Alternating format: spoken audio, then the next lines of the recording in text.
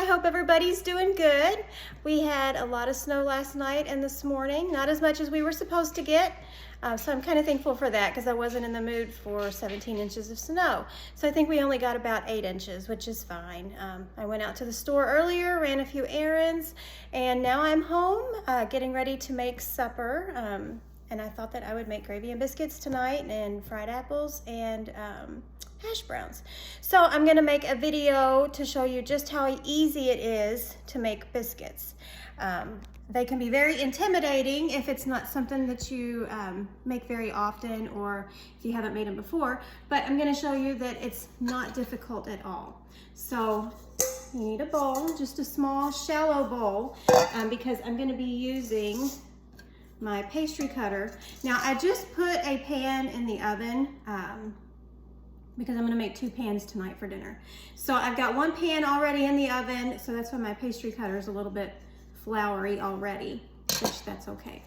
So first you need 2 cups of all-purpose flour. You can use self-rising. I don't buy self-rising because it's more expensive and it's just easier to buy all-purpose flour. So I've got 2 cups of all-purpose flour. Actually, there's 1.5, and then another cup. And to that, I'm gonna add 1/2 teaspoon of salt and 2.5 teaspoons of baking powder. And then just kind of mix that up a little bit with your pastry cutter. Some people use forks to cut in your butter and mix everything. I personally think that this is a lot easier to use, and I also use this when I make pie crust. It's a very handy little tool. It's kind of rounded, so it's easy to just cut stuff, you know, to cut your butter or whatever kind of fat you're using. It's easy to just, you know, kind of do like that. So I prefer this, but you don't have to have one of these. You can use a fork. I just feel like it's harder and takes a lot more time. So now that I've got my flour and salt and baking powder kind of mixed around in there, I'm going to cut up 1 stick of butter, or 1/2 cup of butter. And I just, actually this butter was in the freezer for a while, so I kind of let it sit out for, I don't know, the past 20 minutes. Kind of let it get a little bit soft, and I'm going to show you. So I'm just going to slice it up into, you know, little pats like that. Not quite a tablespoon. So I'm just slicing it up and putting it in my flour. It's easier if you slice it up thin. That way it's not too much of a workout to work your butter through your flour. Some people use shortening for their biscuits, and that tastes good. I don't really buy a lot of shortening, and I just feel like it's much easier to use butter because it's already measured out. You know, 1 stick is 1/2 cup. So, and I just think it tastes better. But then again, butter flavored shortening, they make good biscuits. I've had some good biscuits like that. My Aunt Layla makes hers with shortening, and her biscuits are by far a lot better than mine. So, that's okay. One day I will reach biscuit status of my Mama and my Aunt Layla, and anybody else in my family who makes biscuits really good. Okay, so I've got my butter and my flour. I'm gonna move my phone just a little bit so you can see. Now what I'm gonna do is I'm gonna work it in until it's a real crumbly, coarse mixture. Some people say pea-size amount. It's not really an exact, most baking is an exact science. Biscuits, however, are not. I had to catch myself on that because I did go to baking school for a while, and it is an exact science most of the time. And we did make biscuits in school. I did not like those, so I only made them once, and I'm back to making them the Appalachian way, which I think is so much better. The ones that we made in school, we rolled out. So we made a dough and then patted it out on the counter and rolled it out. and then cut it. That's fine. I mean, it makes a pretty biscuit if you're concerned about everything being the same size and uniform in shape. But I don't know, I don't like to roll my biscuit dough out. I feel like it can make it a little less fluffy. And not only that, it makes a mess. I really don't like much of a mess on my counter. Now, when I'm doing pie crust, obviously that is something that you have to roll out. But I have a little board, a pastry board that I use for that. So cleanup is still pretty easy. So this is really the hardest part, is just getting your butter worked into your flour. And you'll notice that as I'm cutting my butter in with my pastry cutter, moving my bowl in a circular direction, it feels like it makes it easier to get everything mixed up instead of keeping it still. So you cut your butter in at the same time that you're moving your bowl. And like I said, with this cutter being curved, it makes it easy to get the sides of the bowl too. So really, it could not get much easier. So again, this was 2 cups of all-purpose flour, 1/2 teaspoon of salt, 2½ teaspoons of baking powder, and then a stick of butter. You can use salted butter or unsalted butter. And honestly, when I have used salted butter, what I'm using right now is unsalted. But when I have used salted butter, I have not changed the amount of salt that I put in my recipe. I just keep it because there's not enough salt in the butter that it really makes that much of a difference. So, all right. So I'm just about done cutting my butter in here.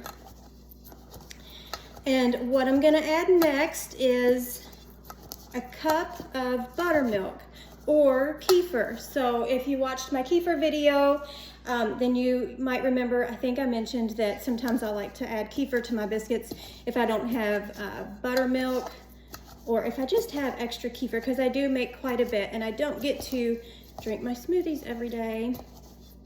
So the pan that's in the oven I made with kefir, and what I've got, actually this, I'm looking at it now, what I measured out for this batch is just buttermilk. Well, and technically I can't even call it buttermilk. It's whole milk with a tablespoon of vinegar, and that turns it into, that's a replacement or a substitute if you don't have buttermilk. So I've got a cup of that. Before I add that, I'm gonna kind of scoop my flour around and make a little well in the middle to pour my milk, and I'll show you that too. It's kind of hard to see with the, so I've kind of just got a little well, and that's where I'm gonna pour my milk. All right, so here's my cup of buttermilk that I made, whole milk and a tablespoon of vinegar. It doesn't matter if it's apple cider vinegar or white vinegar, just a tablespoon of vinegar. And I've let that sit there for about the past 15 minutes. So it got good and kind of thick like buttermilk is. Again, my batch that I have in the oven, I used kefir. Now when I use kefir, that's something I should note. So if you make your biscuits with kefir, I usually end up using just a little bit more than a cup, because kefir is so much thicker that your dough kind of gets a little bit hard to mix. So you'll notice that as I am folding my flour and butter around my buttermilk, I'm also turning my bowl. Again, that just makes it, I feel like it makes it easier, helps to incorporate everything pretty well evenly. And I'm using a rubber spatula so I can get the sides of the bowl as I turn and mix. I really like a rubber spatula because it gets pretty much all of the crumbs and anything that gets on the side of your bowl. And so here's where I find that it's a lot easier to just keep your dough, your biscuit dough, in a big bowl like this instead of dumping it out on the counter and rolling it out. That's just, I don't know, I think that's just too much work. So what I'm doing is, as I'm mixing it, I'm kind of folding it, which is a little bit like what you would do if you if you turned this out onto the counter and kneaded it a few times. But instead of doing that, I'm just kind of doing it in the bowl. And I'm not gonna roll these out. I'll show you again how easy it is and less of a mess. I just scoop my dough out and I put it in my pan. So I'm using a cast iron skillet. This is a Lodge skillet, very well seasoned. I use this for everything. Use it for cornbread, use it for biscuits, use it to cook, fry, whatever. So now I'm just going to, I got a tablespoon here, and I'm just gonna scoop out like that, and then use my spatula and just put them in my pan here. Super easy, not too much of a mess to clean up when you're done. Now, my mama, when she made biscuits like this, she would just scoop it out with her hands. If I remember right, she would put a little bit of flour in her hands and then just scoop it out. I have a thing about not liking too many things on my hands. It just feels funny. And again, that's more that you have to clean up, I feel like, you know, if your hands are covered. And but like I said, I mean, her biscuits were amazing. So maybe there was something to that. Maybe I need to quit using a spoon and just scoop it out with my hand. I think if she was here, she would, I feel confident in saying she would eat these and she would be very proud.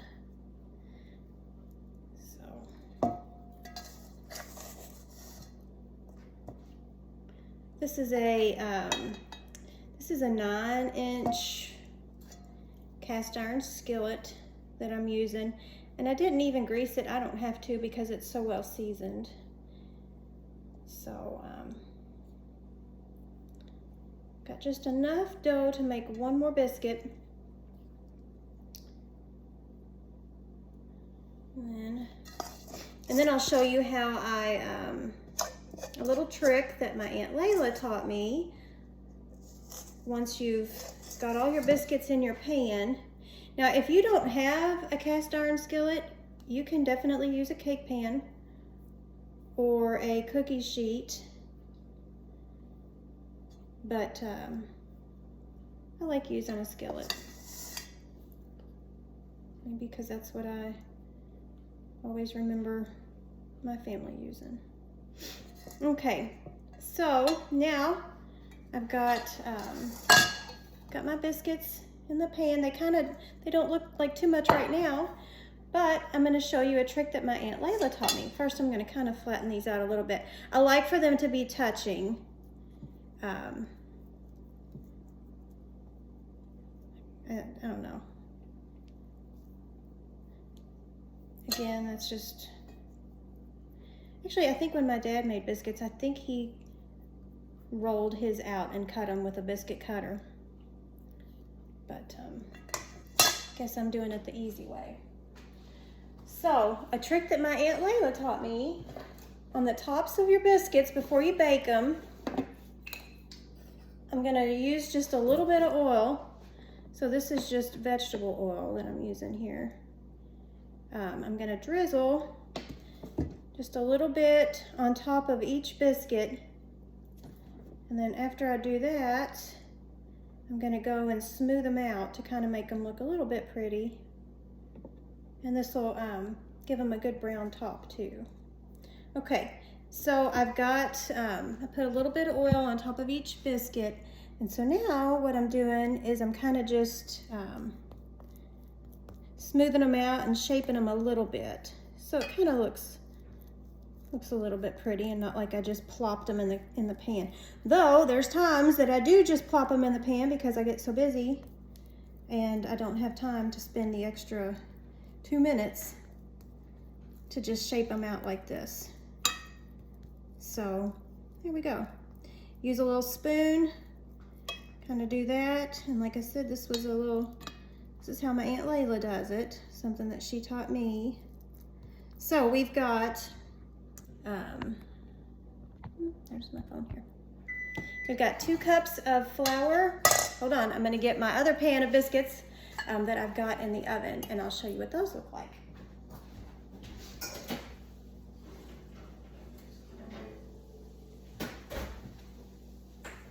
So this pan that I just made,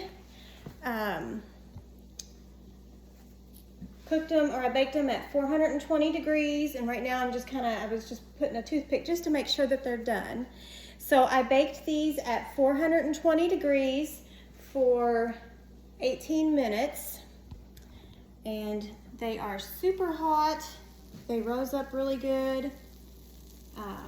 These were made with kefir, and they smell amazing. There's a little bit of butter in there that's kind of bubbling and sizzling around. So now that I've got those out of the oven, I'm gonna put these in the oven, 420 degrees for 18 to 19 minutes.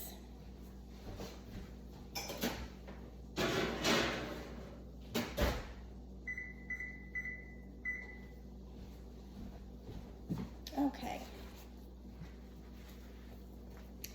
So I wanted to show everybody how fluffy they are when you use kefir. So, and just what they look like. So the tops of these two, so I scooped these out just like I did the others. And I drizzled a little bit of vegetable oil on top and shaped them just like I showed you on the other pan that I just put in the oven. So now I want to show everybody how fluffy they are when you use kefir. But they're just as fluffy when you use buttermilk too. So let's see if I can get this out of here. Here we go. The bottoms are nice and crispy and brown and very, very hot. So there's my biscuits. And these I am going to, after I'm done with my second batch, I'll be making a pan of sausage gravy and maybe a couple of little extra patties of sausage. Just, I think Ivan will prefer that. He's not really big on gravy and biscuits, so he'll get there one day. So super easy. I hope that somebody gives these a try and let me know how it goes. If you have any questions, please just send me a message and I will do my best to help. Everybody have a wonderful day.